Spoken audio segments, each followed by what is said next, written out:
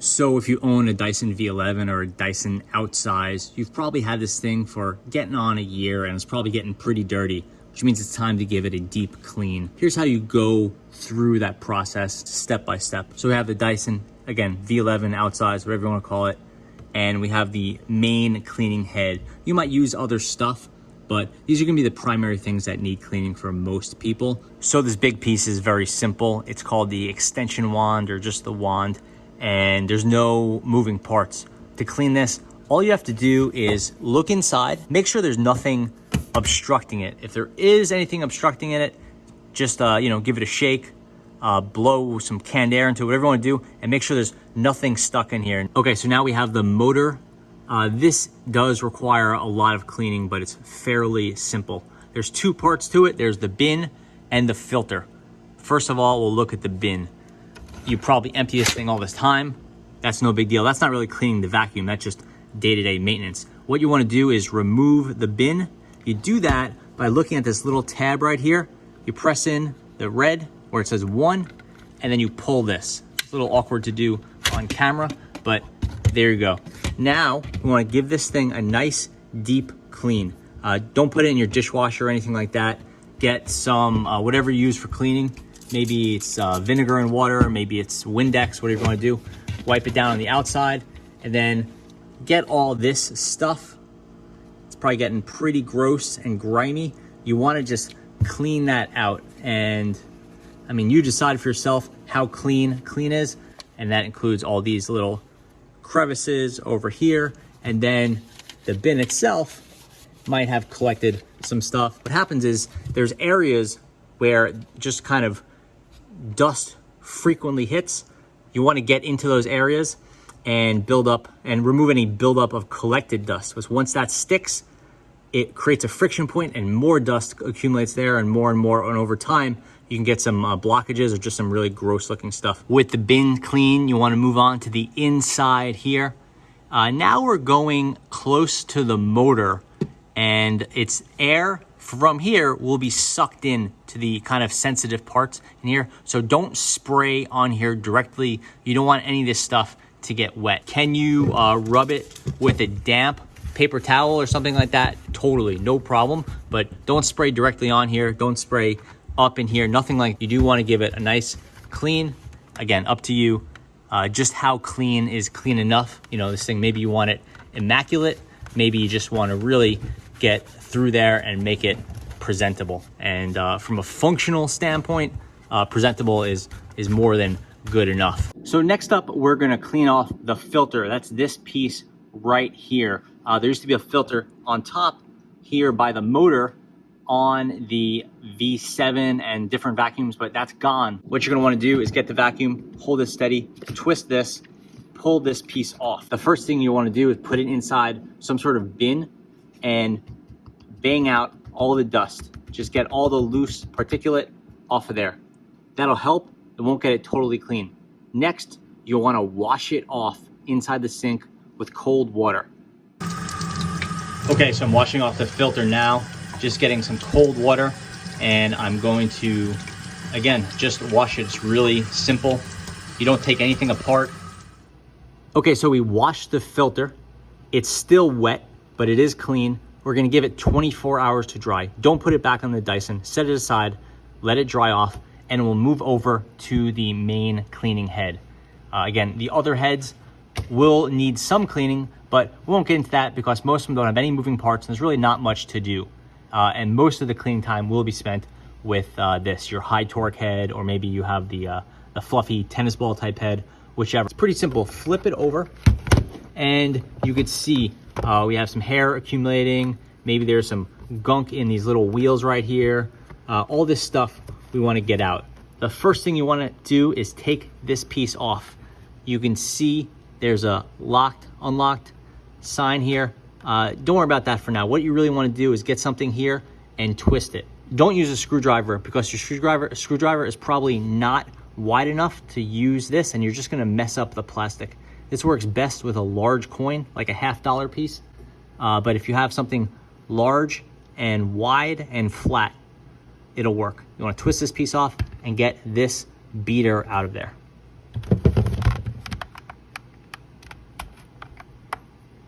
This is just a kind of a wall mounting piece. Just twist it into unlock and pull off the beater head here.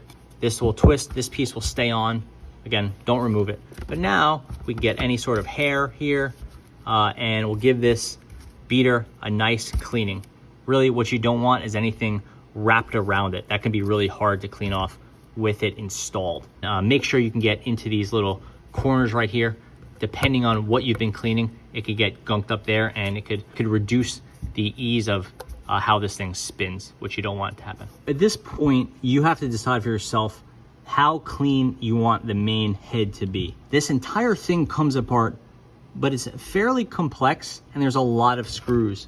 You'll see screw, screw, screw, screw, 2 screws over here. These are all user serviceable and you could take this thing completely apart. But what you want to remember is that there's a motor inside and there's a pretty finely mounted spinning piece right here, which you want to continue working after this cleaning. The high torque cleaning head doesn't come apart as easily as some of the previous cleaning heads. It's not like the V7 or the DC59 or some of the older ones where they came apart really easily and everything was tool free. Now, if you want to really get into it, you need to start taking some parts apart. You could do that, but you want to be really careful with it. Generally speaking, what I'd recommend is you look for areas of dust accumulation, like over here, and you really make sure that you're getting in and you're carefully pulling out any of this dust. If you haven't cleaned in a while, there can be some really gross stuff building up, and there can be actually some bad buildup behind this shield right here, as you can see over here. And then you have clear aesthetic issues here, but that really won't affect your performance. If you do want to get in there, you can either take everything apart, take this shield off, and then this flex piece, this comes off with these 2 screws over here, and just decide how deep you want to get into this. What you can do too is you can get some sort of paper towel or cleaning rag, whatever you're doing, and you can go through there and just sort of work around the constraints and say, hey, look, this thing's working fairly well. There's not a very cheap vacuum, and I'm just gonna get a nice clean here, and I won't start going crazy with taking things apart. Okay, so I've given this thing about 5-10 minutes of cleaning, and we'll see where we're at, and you could decide for yourself if you want to take the whole thing apart. If you do, again, you want to start off with these back pieces here. You peel off this comes off, and then you can start taking this front piece off as well. Remove this. There's a lot of screws, there's a lot of steps. Generally speaking, I wouldn't recommend doing it, and I've taken apart a lot of these. This area, you want to make sure there's no obstructions here, because anything that's cleaned has to go through here, up into the vacuum motor. So make sure this is nice clean, no obstructions. Through here, there's nothing here. Through here, nothing here. To make sure that this gate is functioning properly. Check if there's anything here stopping it from opening and closing. Check your wheels, this little wheel here, this little wheel here. Make sure they're spinning. Not spinning, then just get a little screwdriver, pop it in here. This side of it will come out. If there's any hair or anything stopping it from spinning, you want to just remove it, pop it back in. The only thing I would say with these is it's a pressure fit. Once you popped it in, put it out, popped it in a few times, this will become loose and it won't hold. So be sparingly about how often you do that. You want to turn it over, and you're looking through here, looking for any obstructions. Make sure there's nothing stuck in here. This is a narrow point, so you want to make sure nothing is stuck in there. That'll really affect the suction of the vacuum. If you opt not to take the main cleaning head, you want to be careful of the motor component in the middle, but you can certainly get a kind of a towel, get it in there and rub it around a little bit, build up some pressure and do some cleaning there. Again, it won't be as immaculate as if you took it apart, and it won't ever look like new unless you're going to completely take this apart. But there's no chance now of, or no serious chance of damaging this thing and it not working as well as it did. Once it's sufficiently clean, you're going to want to start putting it back together, and The nice thing is that this is very simple because we did not do a lot of operations. Push this piece back in place, line up this tab. You'll notice that part of this is flat. That flat piece has to go back in there once it's twisted. So it won't be flat from the start. You get it nearly there, pointing at 11 o'clock or so. Then you get whatever you use to twist it in place and you pop it, and then this thing's ready to go. It's actually pretty simple to clean because there's less components. It just maybe not as clean looking as previous models because you didn't take it apart. At this point, the bin is clean, the filter is clean, the filter is drying, your head is in good shape.